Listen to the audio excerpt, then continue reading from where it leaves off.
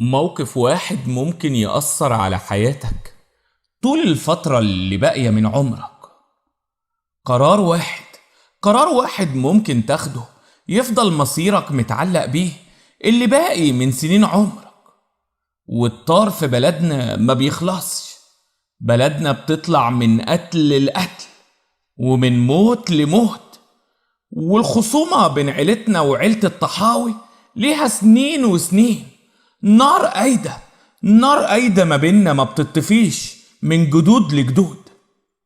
قتيل هنا وقتيل هناك، قتيل من عندنا وقتيل من عندهم، انتقام من عندنا وانتقام من عندهم.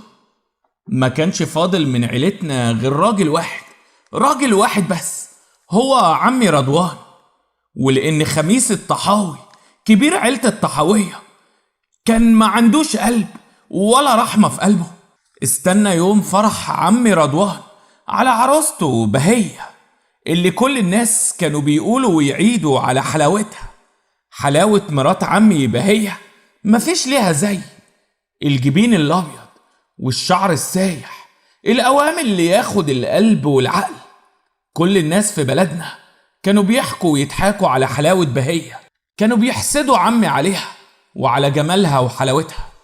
لكن مش كل حاجة الواحد عاوز يحققها بيحققها. خميس الطحاوي خلى عمي رضوان راكب على فرسه ليلة فرحه وطخه بالنار. أيوة، قتله، طخه بالنار حتى قبل ما يدخل على عروسته بهية. ومات عمي. اتكوينا تاني بنار الطار، والعيلة ما عادش فيها راجل تاني غيري. كنت عيل صغير ساعتها مش فاهم اللي بيجرى حواليا. بهية مرات عمي انقسم وسطها بعد موت عريسها، وبدل ما تروح على دارها مع عريسها وبين ايديه، روحت لوحديها مكسورة ذليلة أرملة لسه ما دخلتش بيتها. روحت وكلها إصرار من أول ليلة إنها تاخد بطار جوزها عمي رضوان، تاخد بطاره من خميس الطحاوي. ومنساش أبدا ليلتها لما برقت بهية بعينيها الحلوة وبصت لي وقالت: انت الراجل الوحيد اللي باقي في العيلة يا مسعود، وانت اللي هتاخد طار عمك من خميس الطحاوي. من الليلة دي وبدأت بيني وبين بهية مرات عمي علاقة جديدة، علاقة من نوع غريب. بهية قررت تربيني وتكبرني في بيتها عشان في النهاية اخد بطار عمي من اللي قتلوه من عيلة الطحاوي كلها. منساش ابدا بهية وهي بتقلع فستان فرحها وبتفضل قدامي بقميصها القصير العريان، وبصت لي والدموع في عينيها وقالت: من النهارده انت راجلي يا مسعود، راجلي اللي هيبرد قلبي وهيجيب لي طار عمه. هزيت دماغي وانا بدحرج عيني على جسمها المكشوف الناعم اللي زي الشمع النضيف ولحمها البكر الطري. وما اتكلمتش ابدا، رغم اني كنت صغير في الايام دي. انما ما كنتش اقدر انكر جمال بهية مرات عمي وحلاوتها وحلاوة جسمها الناعم الطري اللي زي الشمع السايح النضيف اللي بياخد قلبي وبيلعب بعقلي. منساش ابدا في ليلة وانا بايت مع بهية في بيت عمي، لما قربت مني بهية ميلت عليا بجسمها الدافي الفاير وقالت: خليك قاعد مطرحك يا مسعود، هدخل استحمى وهرجع نتعشى سوا. هزيت دماغي، ابتسمت لها وانا قلبي بيدق وقلت لها: حاضر يا مرات عمي، حاضر. راقبتها بعينيا وهي ماشية بقوامها الملفوف وعودها اللي زي قالب القشطة، ودخلت الحمام عشان تستحمى. وكان قلبي بيدق مش عارف ليه. كنت خايف من الشعور اللي انا حاسه جوايا دلوقتي. كنت خايف استسلم للمشاعر اللي بحسها في الوقت ده. واتنفضت في مكاني غصب عني، قمت على رجليا ومشيت زي المسحور ناحية الحمام.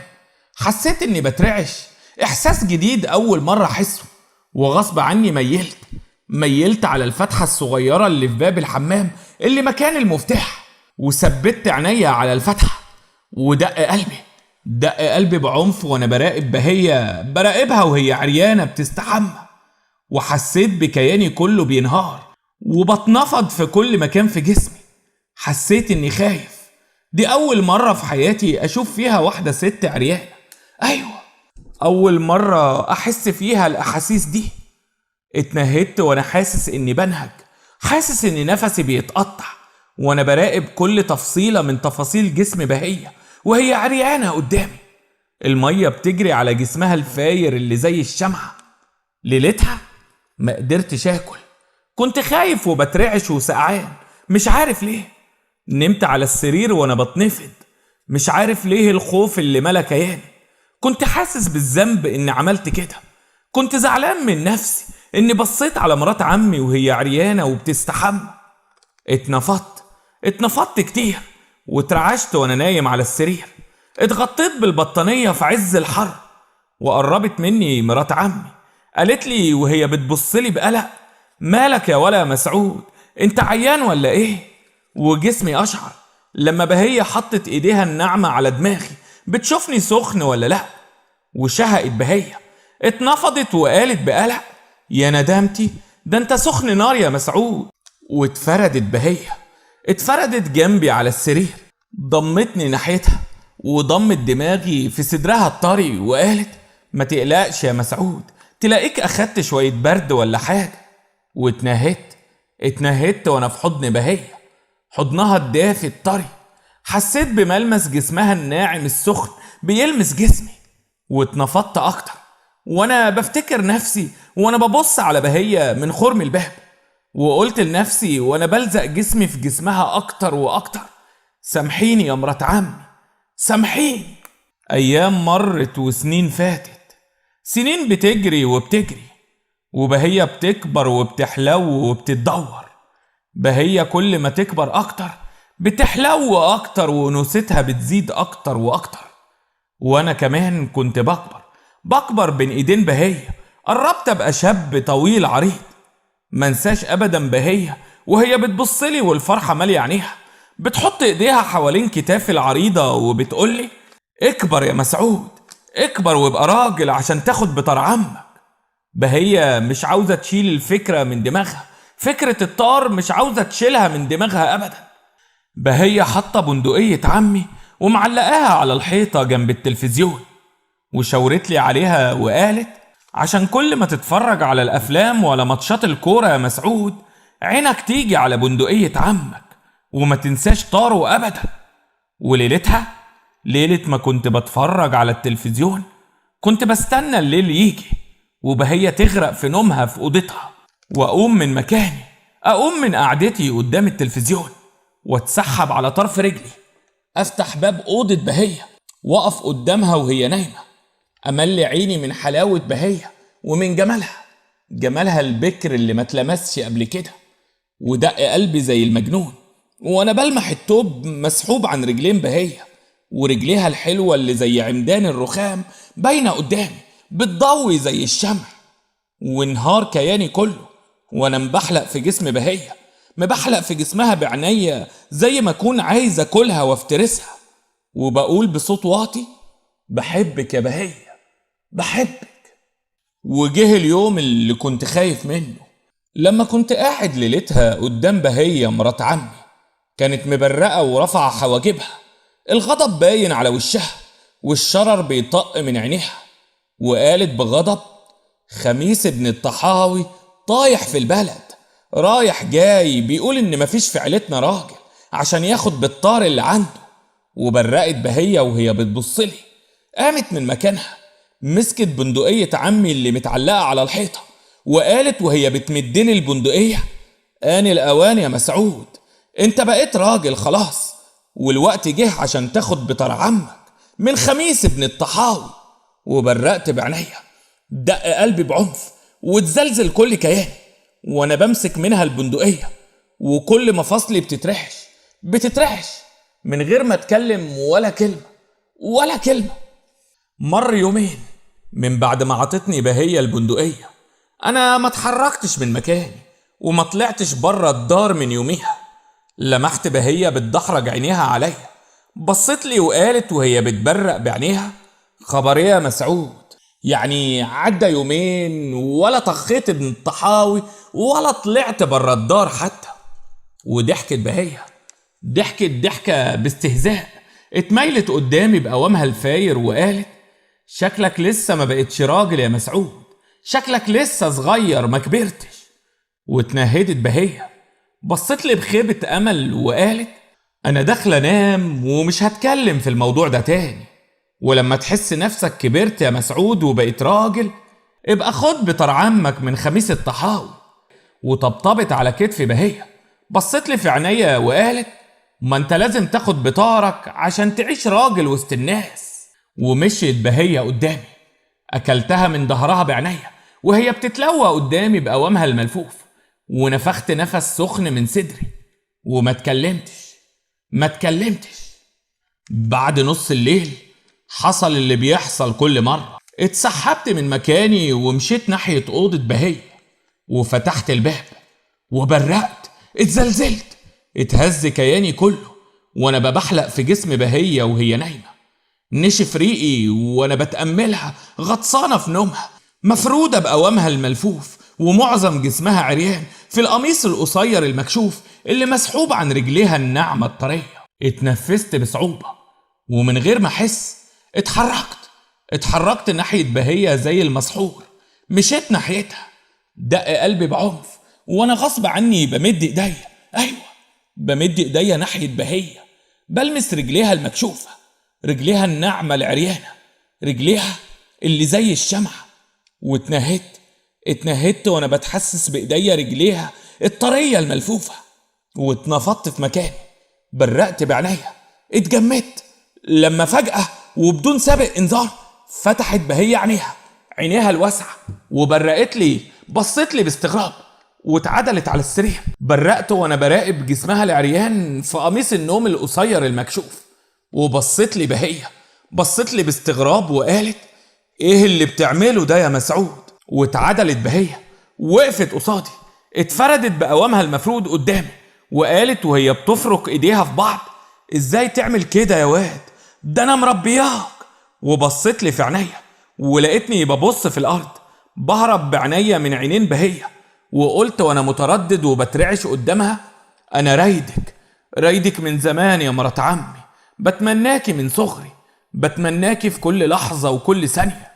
وهزيت دماغي وانا بكمل كلامي وبقول: انا بحبك يا مرات عمي، بحبك وعاوزك بكل كياني.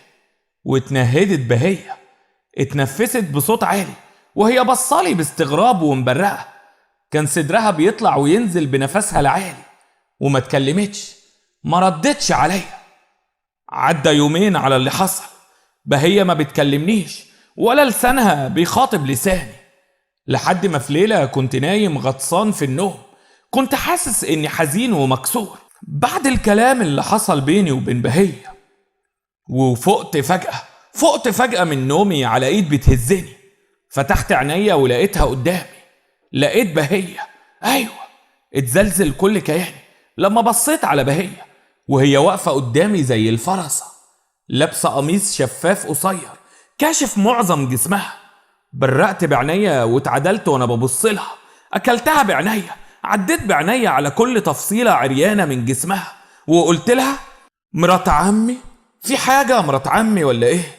اتنهدت بهية، بصت لي بتحدي وقالت: انت بتتمناني زي ما بتقول يا مسعود وعاوزني؟ بصيت في الارض، ما ردتش عليها. فركت بهية ايديها في بعض تاني وقالت: خلاص يا مسعود، اديني اللي بتمناه وانا هديلك اللي بتتمناه. وبرقت بعينيا، دق قلبي واتزلزل كياني وانا براقب جسمها المفرود زي الغزالة بيقرب مني، معظم جسمها عريان قدامي زي الشمعة المنورة. ولقيتني بتكلم بتردد وبقول: قصدك ايه يا مرات عمي؟ قصدك ايه؟ اتفردت بهية قدامي بجسمها الفاير، وطت على الارض، مسكت بايديها بندقية عمي اللي كنت حاططها جنب سريري، وقالت: اقتل ابن الطحاوي وخد بطر عمك، وانا ساعتها هكون ملكك وبين ايديك وتحت رجليك وتحت طوعك يا ولا.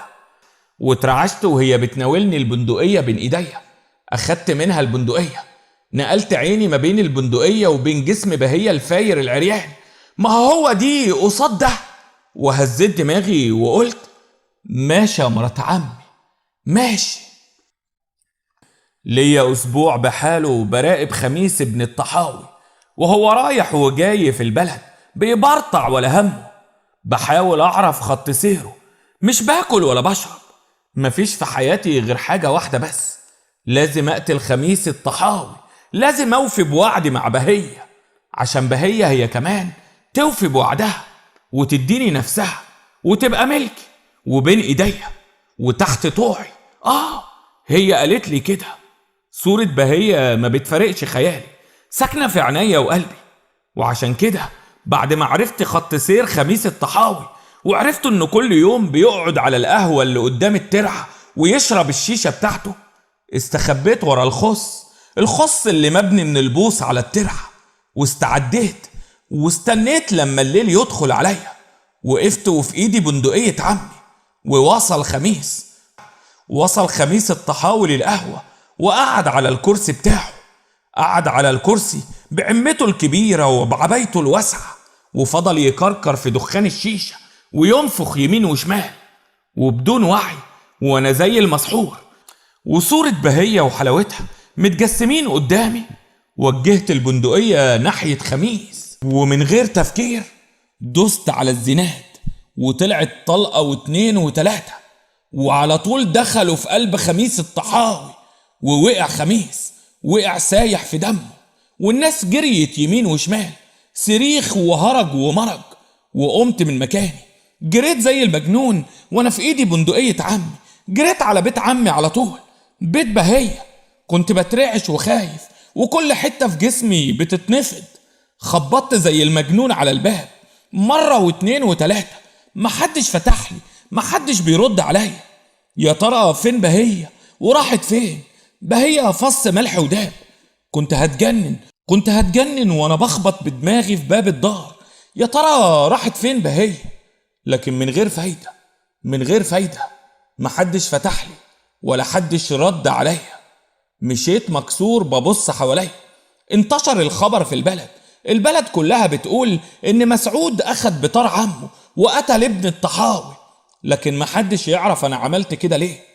فوجئت بالشيخ محفوظ شيخ الجامع بيبصلي وبيقرب مني، طبطب عليا وقال وهو بيترعش اهرب ياض يا مسعود، عيال الطحاوي مش هيسيبوك في حالك، حالفين ياخدوا بالطار منك، حالفين يموتوك يا ولا. اتنفضت قصاده، اتهزيت وقلت له ما تعرفش يا شيخ بهية مرات عمي راحت فين؟ اتهز الشيخ محفوظ بصلي وقال لي وده وقته يا مسعود، بهية رجعت بيت ابوها وسط اخواتها واهلها. ما هي دي الاصول يا ابني، ما رجعتش بيت ابوها غير لما اخدت بطار جوزها. واتنهد الشيخ محفوظ وهو بيقول بهية مرات عمك ست اصيلة وتعرف الاصول كويس. برقت بعينيا، بصيت حواليا زي المجنون. بهية خلتني اخد طار عمي ورجعت بيت ابوها، يعني انا مش هقدر اطولها ولا اشوفها ولا اوصل لها، وخصوصا انها بقيت وسط اخواتها واهلها. عملتها بهية، رمتني وسط النار وسابتني، حطتني في وش المدفع ونفذت وعدي معاها، وهي خالت بيا وما نفذتش وعدها. وبرقت بعينيا، اترعشت لما زقني الشيخ محفوظ كأنه بيفوقني من حلم، فوقني من افكاري وهو بيقول اجري يا واد يا مسعود، مستني ايه؟ اجري استخبى، عيال الطحاوي بيدوروا عليك في كل حتة، انفد بجلدك يا ولا، اهرب. وبصيت حواليا يمين وشمال. انا دلوقتي مصيري بقى معروف، يا اما ههرب بقية عمري، يا اما هيوصلوا لي عيال الطحاوي وهيموتوني وهياخدوا بطار خميس مني. ورجعت ابص حواليا يمين وشمال، حاولت اجري، حاولت اتحرك، لكن ما قدرتش، زي ما اكون اتجمدت ورجليا اتربطت في الارض، ما قدرتش اتحرك ابدا. استنونا مع حكاية جديدة. لو عجبكم الفيديو ما تنسوش الاشتراك في القناة وتفعيل زر الجرس.